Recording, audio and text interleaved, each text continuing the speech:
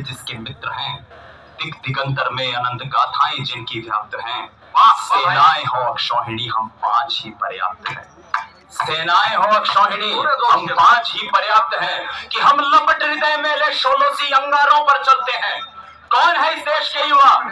हम लपट हृदय में ले शोलोसी अंगारों पर चलते हैं। हम सिंहों के वंशज हैं, संकट तूफानों में पलते हैं।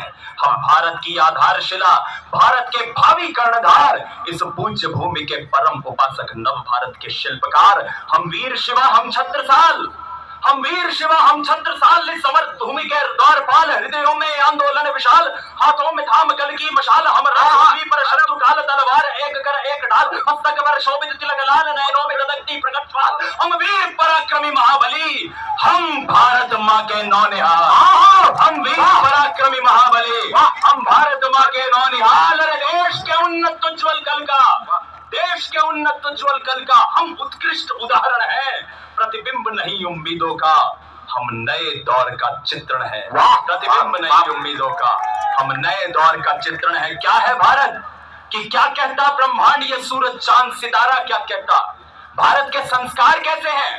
भारत के संस्कार तो सेना के उस जनरल की तरह हैं। हरीश भाई साहब ये टिप्पणी सुनिएगा जी। सेना के एक जनरल से एक बार एक विदेशी पत्रकार ने प्रश्न पूछा कि आपका भारत तो महात्मा गांधी का देश है, बुद्ध का देश है। आपका भारत तो वो है जिसने भाईचारे से जीना सबको सिखाया है, और आपकी सेना हमारे दुश्मनों के, पाकिस्तानियों के, चीनी सैनिकों के गर्दनें काटती है। ये बात तो जमी नहीं।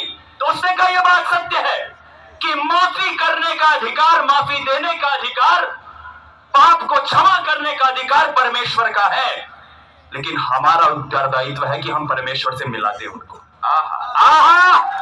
उत्तरदायित्व है कि हम परमेश्वर से मिलाएं। कि क्या कहता ब्रह्मांड, ये सूरज चांद सितारा क्या कहता? संवेद स्वरों में बोलो जग सारा का सारा क्या कहता? अरे गंगा यमुना ब्रह्मपुत्र का पाक किनारा क्या कहता? और सदियों के अभिलेखों में इतिहास हमारा क्या कहता? कि श्रद्धा शक्ति निष्ठा संयम संबल स्वाभिमान की अमर प्राच्य ग्रंथों में उद्धृत गाथा राष्ट्र महान की, स्वर्ग सरीखी धरा ये नदियों खेतों की खलिहान की, जहां फिजा में गूंजे ध्वनिया गीता और कुरान की। वाह! जहां फिजा में गूंजे ध्वनिया गीता और कुरान की। स्वामी विवेकानंद एक बार अमेरिका की सड़कों पर घूम रहे थे। वहां की एक भद्र महिला ने उन पर टिप्पणी की और कहा कि इसके कपड़े तो देखो, ये तो कोई भिखारी मालूम पड़ता है। तब स्वामी जी ने उत्तर दिया, हे देवी, ये बात सत्य है कि आपके देश में किसी के चरित्र का निर्माण दर्जी किया करते हैं, हमारे देश में माँ बाप और गुरुजनों के संस्कार किया करते हैं।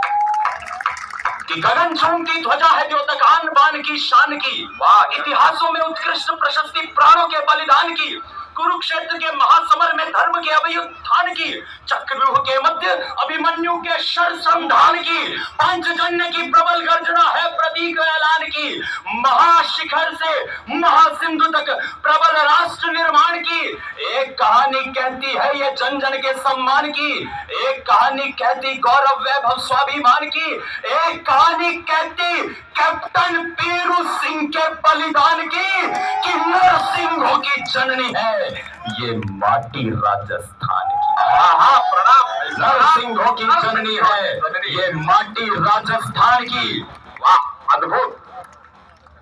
डॉक्टर अनिल शर्मा जी हिंदी में पीएचडी विशारद, अनेक डिग्रियों के व्यक्तित्व बैठे हैं। गुरुदेव, हिंदी में इतनी शब्द शिल्प, इतनी भाषा की विविधता, इतने भाव, अगर आपको लगे हो कि एक बड़ा कवि आज नवलगढ़ पधारा है, ये आशीष इनका।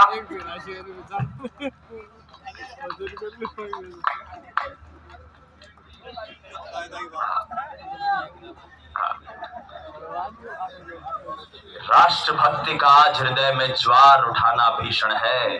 प्रतिबिंब नई उम्मीदों का, हम नए दौर का चित्रण है। पंक्तियां सौंपता हूं अंतिम बंद आप तक पहुंचाकर अपना स्थान लेता हूं। साथियों, समय की अपनी सीमा है कि तूफानों की तीव्र गति पर अंकुश कौन लगा पाया? तूफानों की तीव्र गति पर अंकुश कौन लगा पाया? मैं आपके समक्ष हमारे कल के भारत की जो जिम्मेदारी हमारे कंधों पर है, वो जिम्मेदारी पहुंचा रहा हूं कि तूफानों की तीव्र गति पर अंकुश कौन लगा पाया, और लहरों के तांडव से सागर तट को कौन बचा पाया। वाह! नदिया की अविरल धाराएं सहमी कब चट्टानों से, पंछी की उन्मुक्त उड़ाने डरी कहां व्यवधानों से, हृदयों के आवेशों को कोई बांध सका जंजीरों में, और घोर परिश्रम के साधक कब डरते भाग्य लकीरों से। घोर परिश्रम के साधक कब डरते भाग्य लकीरों से। कस्तूरी की सौरभ बोलो मुट्ठी में ठहरी कब तक, घोर वनों में बोलो किसने किया सिंह का राज तिलक। अरे सूरज का आभामंडल कोई छू पाया है हाथों से, वो एक अकेला दीप हो चाहे हुआ विजेता रातों से। वो एक अकेला दीप हो चाहे। 16 साल का एक लड़का एसएसबी का इंटरव्यू देने पहुंचा। पैनल ने प्रश्न किया कि देश की सेना में क्यों जुड़ना चाहते हो। वो बोला, मैं मेरी माँ की सेवा करते हुए परमवीर चक्र जीतना चाहता हूँ। भारत माँ की सेवा, भारत माँ की सेवा करते हुए परमवीर चक्र जीतना चाहता हूँ। पैनल ने फिर कहा कि जानते हो परमवीर चक्र कैसे मिलता है।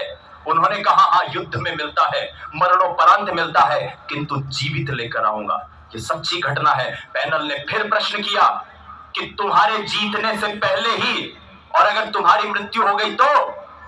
उसने कहा कि भगवान की सौगंध, यदि लक्ष्य को प्राप्त करे बिना मुझे मौत भी आ गई तो मौत को भी मार डालूंगा। वाह! पैनल ने फिर प्रश्न किया कि तुम्हारे मरने के बावजूद अगर देश हार गया तो। उसने कहा कि साहब कुछ लक्ष्य इतने बृहद विशाल विकट और विराट होते हैं कि हारना भी जिंदगी की उपलब्धि बन जाता है। वाह वाह वाह! उस लड़के का नाम था कैप्टन मनोज पांडे, जो 3 जुलाई 1999 को खालूबार की पहाड़ियों पर दुश्मनों से लोहा लेता हुआ 27 बंकरों को तबाह करने के बाद शहीद हो गया। 27 बंकरों को। अर्जुन फिर गांडीव उठाओ, कुरुक्षेत्र का समर शेष है। अर्जुन फिर गांडीव उठाओ, कुरुक्षेत्र का समर शेष है।